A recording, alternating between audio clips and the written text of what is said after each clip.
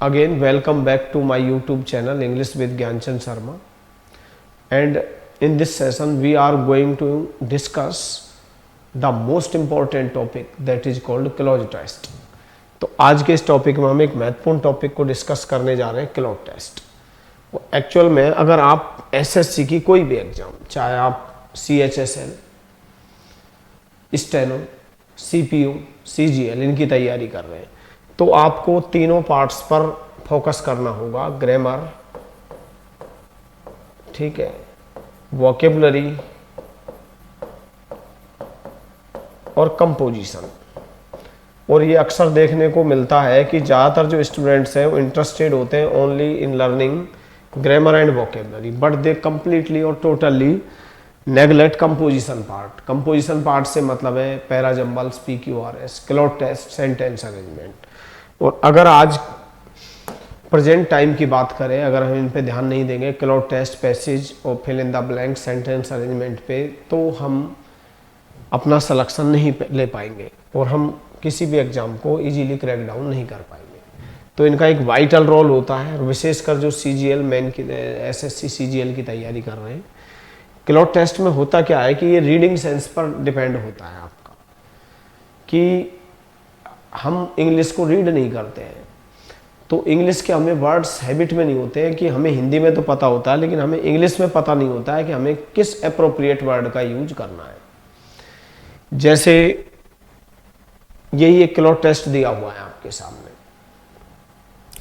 अब इसमें लिखा हुआ है कि द लीग ऑफ नेशंस. अब अंग्रेजी की कलेक्टिव नाउन्स होती है.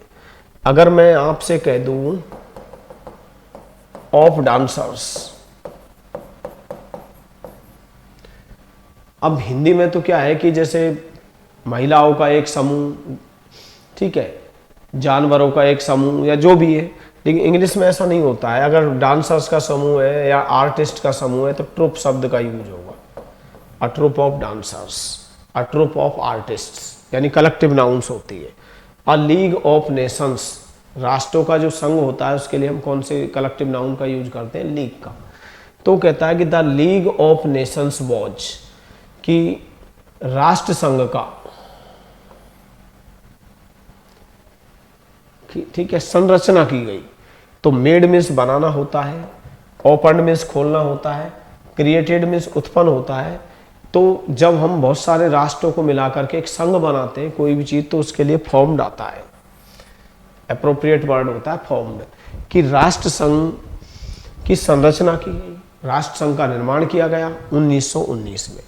अब जिसको अपन निर्माण करना बोलते हैं, संरचना की गई, उसको अंग्रेजी में क्या बोला जाता है? फॉर्म्ड.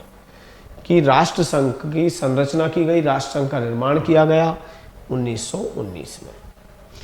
उसके बाद होता क्या है, आपसे वर्ड यहाँ एक नंबर पर ब्लैंक छोड़ दिया जाएगा और 4 ऑप्शंस दिए जाएंगे, और आपको अप्रोप्रिएट इस क्लॉज टेस्ट में, मतलब पूरे सेंटेंस पैसेज को पढ़ते हुए आंसर देने हैं. तो वो कहता है कि द लीग ऑफ नेशंस, यानी राष्ट्र संघ, राष्ट्रों का जो संघ होता है उसके लिए लीग आता है. आर्टिस्ट्स का समूह होता है, troupe of dancers, troupe of artists, ठीक है. अगर डाकुओं का समूह है तो गैंग ऑफ रॉबर्स, ठीक है. तो यहाँ देंगे हम. तो हम यही तो कहेंगे हिंदी में कि 1919 में राष्ट्र संघ का निर्माण हुआ, राष्ट्र संघ की संरचना हुई. तो संरचना निर्माण के लिए कौन सा वर्ड यूज होता है? फॉर्म. ओपन तो खोला गया, मेड बनाया गया, क्रिएटेड उत्पन्न किया गया नहीं. चूंकि जो ये संघ बना था वो राष्ट्रों के समूह से बना है, और समूह से बनता है तो उसके लिए क्या आता है? फॉर्म्ड. तो the league of Nations was formed in 1919, यानी 1919 में राष्ट्र संघ की निर्माण संरचना हुई. अब हम नेक्स्ट वन पे लेते हैं.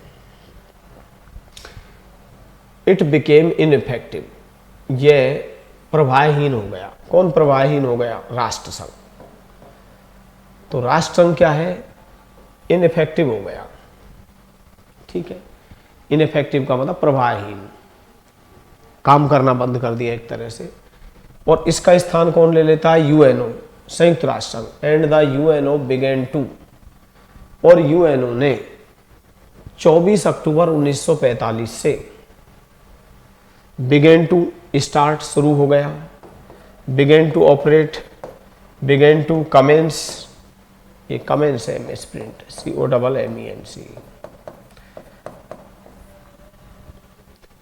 तो आपने देखा होगा अगर कोई भी संघ या कोई संस्था काम करना शुरू करती है तो उसके लिए फंक्शन शब्द का यूज होता है।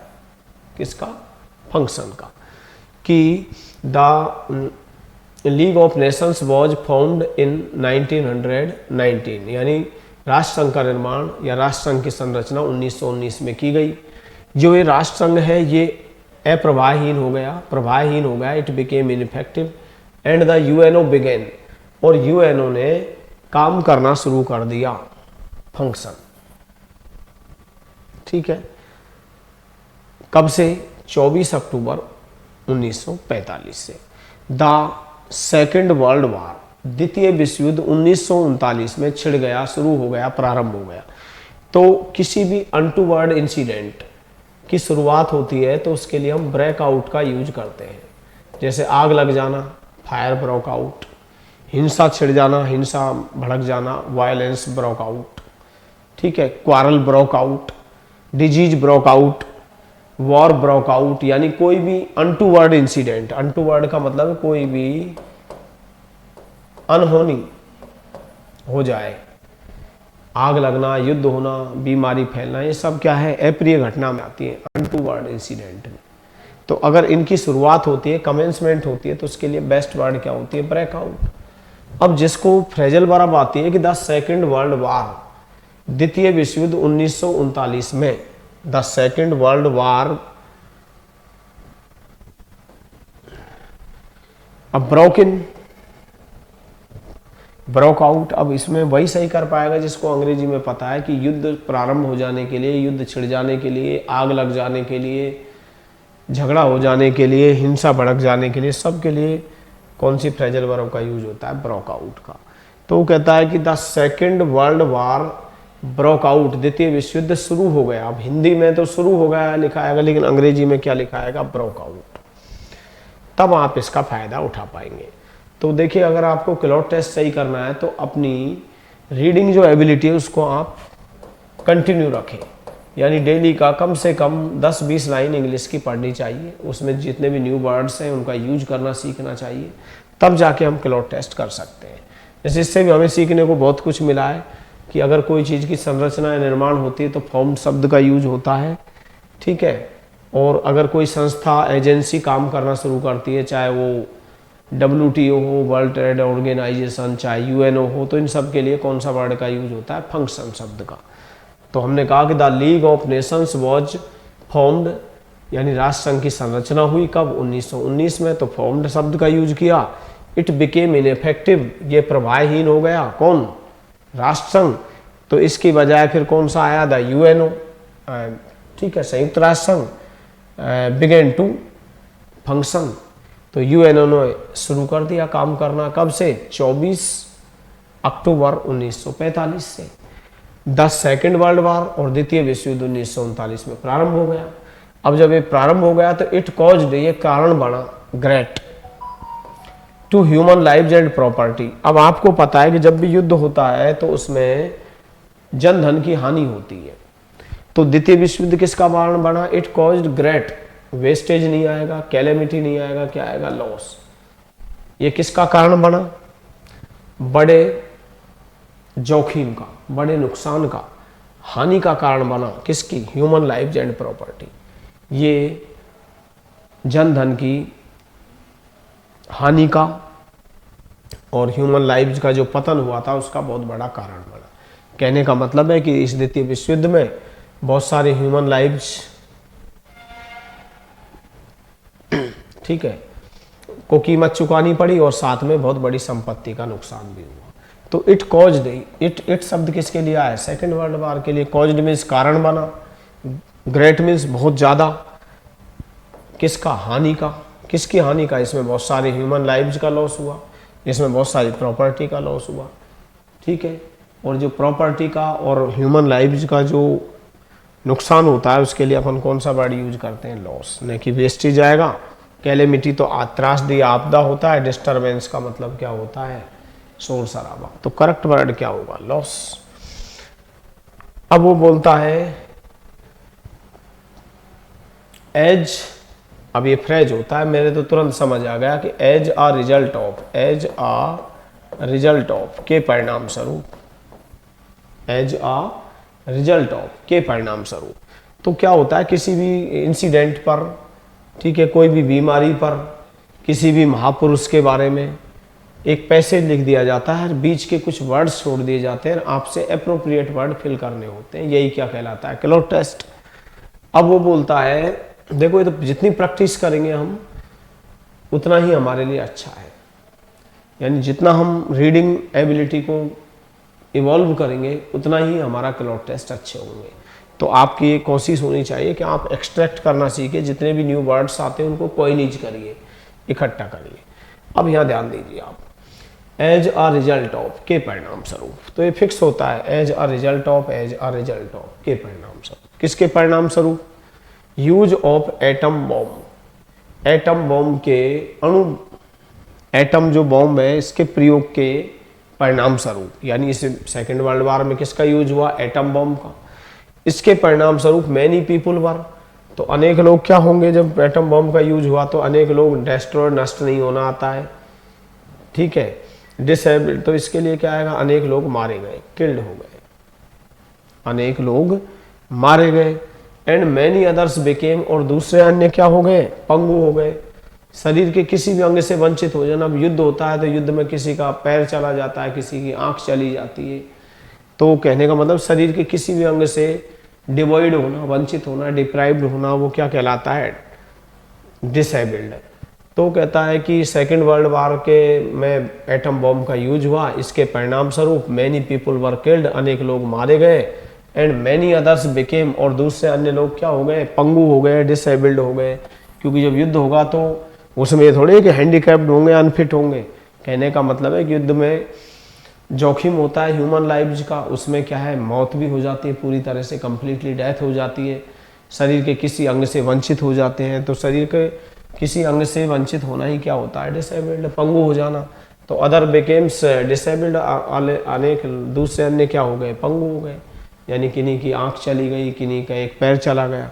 द वर्ल्ड लीडर्स फियर्ड, संसार के नेताओं ने डर महसूस किया, उन्होंने ये महसूस किया कि द अनोदर वर्ल्ड वॉर, कि अगर कोई दूसरा विश्व युद्ध हुआ तो इंटायर वर्ल्ड, सारे संसार को नष्ट कर देगा। अगर कोई दूसरा विश्व युद्ध हुआ तो ये सारे संसार को क्या कर देगा? डेस्ट्रॉय, नष्ट कर देगा। तो करेक्ट आंसर क्या होगा? इसमें मिसप्रिंट कर रखा है डेस्ट्रॉय। भाई डिमोलिश तो क्या होता है? कोई पुरानी इमारत है उसको गिरा देना। जेपर्डाइज का मतलब है खतरे में डालना या खतरा पैदा करना। तो बेस्ट वर्ड क्या होता है इसके लिए? डेस्ट्रॉय। कि अगर कोई दूसरा विश्व युद्ध हुआ तो संसार के नेताओं ने डर महसूस किया कि ये पूरे संसार को क्या कर देगा? नष्ट कर देगा। It was a question of the, अब ये मानव जीवन के अस्तित्व का सवाल था। देखो सर्वाइवल तो एक अलग वर्ड होता है, सर्वाइवल में तो अपन क्या है कि कैसे तैसे बुरे समय में अपने जीवन को बनाए रखना, लेकिन एग्जिस्टेंस शब्द होता है पूरे मानव जाति का जो अस्तित्व होता है, इस पृथ्वी पर जो रहने का जो मैटर होता है वो किस में आता है? एग्जिस्टेंस में। तो कहता है कि द वर्ल्ड लीडर्स फियर्ड, संसार के नेताओं को ने डर महसूस किया कि द अनोदर वर्ल्ड वार, कि दूसरा विश्व युद्ध would destroy the entire world, पूरे संसार को नष्ट कर देगा। It was a question of the existence, ये मानव जीवन के अस्तित्व का सवाल था। क्योंकि अगर दूसरा वर्ल्ड वार होता तो पूरा मानव जीवन ही समाप्त हो जाता, तो मानव जीवन का जो अस्तित्व है वो ही पूरी तरह से क्या हो जाता? खत्म हो जाता। तो it was a question of the existence of mankind, ये मानव जीवन के अस्तित्व का सवाल था। अब टू इंश्योर, सुनिश्चित करने के लिए, अब ये फिक्स वर्ड है कि पीस आएगा तो सिक्योरिटी शब्द आता है, और लॉ आता है तो लॉ एंड ऑर्डर होता है, और नल होता है नल एंड वॉइड, अवैध घोषित करना, इनइफेक्टिव। तो ये क्या है? अपने पेयर वर्ड्स होते हैं। तो निश्चित है टू इंश्योर, सुनिश्चित करने के लिए, पीस एंड सिक्योरिटी, यानी the world leaders established a world organisation, यहाँ ए आएगा, a world organisation the UNO. तो लोगों के बीच में शांति एवं सुरक्षा सुनिश्चित करने के लिए संसार के नेताओं ने क्या किया, एक वर्ल्ड ऑर्गेनाइजेशन यूएनओ की स्थापना की, एस्टैब्लिश्ड किया, स्थापित किया। तो इसमें यह बताया गया है कि पहले राष्ट्र संघ हुआ करता था, लेकिन राष्ट्र संघ असफल हो जाता है, उसके बाद असफल हो जाने की वजह से सेकेंड वर्ल्ड वार होता है। सेकेंड वर्ल्ड वार में एटम बॉम्ब का यूज होता है, और एटम बॉम्ब के यूज की वजह से बहुत लोग मारे गए थे, अनेक डिसेबल्ड हो गए थे। तो संसार के नेताओं में एक डर पैदा हो गया कि अगर ऐसा ही कोई युद्ध हो गया और उसमें एटम बॉम्ब का यूज हुआ तो पूरा एंटायर वर्ल्ड नष्ट हो जाएगा। तो इसी भावना को ध्यान में रखते हुए उन्होंने लोगों के बीच में शांति एवं सुरक्षा बनाए रखने के लिए एक अंतर्राष्ट्रीय संगठन की स्थापना की, जिसका नाम क्या है, यूएनओ, जिसने 24 अक्टूबर 1945 से काम करना शुरू किया। तो आपने अंग्रेजी में सीखना है कि अगर कोई भी, चाहे वो WTO हो, चाहे वो आपके यूएनओ हो, कोई भी एजेंसी या संस्था काम करना शुरू करती है तो उसके लिए फंक्शन शब्द का यूज होगा। अब आप एक बार फिर से देख लेंगे, देखिए, the league of Nations was formed, यानी राष्ट्र संघ की संरचना हुई 1919 में। तो संरचना या निर्माण होने के लिए कौन सा वर्ड यूज होता है, फॉर्म्ड। इट बिकेम इनइफेक्टिव, यानी राष्ट्र संघ क्या हो गया, प्रभावहीन हो गया, इसने काम करना बंद कर दिया। तो यूएनओ बिगेन टू फंक्शन, तो यूएनओ ने काम करना शुरू कर दिया, संयुक्त राष्ट्र संघ ने। कब से, 24 अक्टूबर 1945 से। द सेकेंड वर्ल्ड वार, जो द्वितीय विश्व युद्ध था, अब कोई भी अनटूवर्ड घटना हो जाए या युद्ध वगैरह शुरू हो जाए तो ब्रेकआउट, तो द्वितीय विश्व युद्ध कब हो गया, 1939 में प्रारंभ हो गया। तो इट कॉज्ड, ये कारण बना, ग्रेट लॉस, इसमें बहुत ज़्यादा जोखिम हुआ, जनधन की अपार हानि हुई, ह्यूमन लाइव्स एंड प्रॉपर्टी का। एज अ रिजल्ट ऑफ, एक फ्रेज होता है, के परिणाम स्वरूप, किसके परिणाम स्वरूप, कि हमने इस युद्ध में एटम बॉम्ब का प्रयोग किया गया, इसके परिणाम स्वरूप अनेक लोग मारे गए और दूसरे अन्य क्या हो गए, डिसेबल्ड हो गए, पंगु हो गए। द वर्ल्ड लीडर्स फियर्ड, संसार के नेताओं ने डर महसूस किया कि द अनोदर वर्ल्ड वार, कि दूसरा विश्व युद्ध है वो पूरे संसार को डिस्ट्रॉय कर देगा। और it was a question of the existence of mankind, ये मानव जीवन के अस्तित्व का प्रश्न था। तो to ensure peace and security, शांति एवं सुरक्षा बनाए रखने के लिए, पीस के बाद पेयर वर्ड होता है सिक्योरिटी, द वर्ल्ड लीडर, संसार के नेताओं ने एक, ये यहाँ लिखना है आपको, एक विश्व संगठन की स्थापना की, और वो विश्व संगठन कौन सा था, द यूएनओ। तो हम और क्लॉट टेस्ट लेंगे, इसमें से आप एक तो फंक्शन शब्द का, कि कोई भी एजेंसी वगैरह काम शुरू करती है तो उसके लिए हमें फंक्शन शब्द का यूज करना है। कोई चीज़ से मिला करके जो संरचना की जाती है, निर्माण किया जाता है, उसके लिए हम अंग्रेजी वर्ड फॉर्म शब्द का यूज करेंगे, ठीक है। और जो मानव का लॉस होता है, जोखिम या हानि होती है, या प्रॉपर्टी का जो वो नुकसान होता है, उसके लिए हमें लॉस शब्द का यूज करना है, ठीक है। तो ये जितना भी आता है, एज अ रिजल्ट ऑफ, के परिणाम स्वरूप, एज अ रिजल्ट ऑफ, के परिणाम स्वरूप, ये याद कर लोगे। टू एंश्योर, सुनिश्चित करने के लिए, ठीक है। तो ये क्लॉट टेस्ट होता है। एक्चुअल में क्लॉट टेस्ट आप तभी सही कर पाएंगे जब आप अपनी वोकेबलरी को इन्हांस करेंगे और ये भी जानेंगे कि किस वर्ड का कहाँ पर एप्रोप्रिएट यूज होता है। तो नेक्स्ट सेशन में हम फिर से एक दूसरा क्लॉट टेस्ट लेंगे। Thanks all of you for watching and supporting my YouTube channel.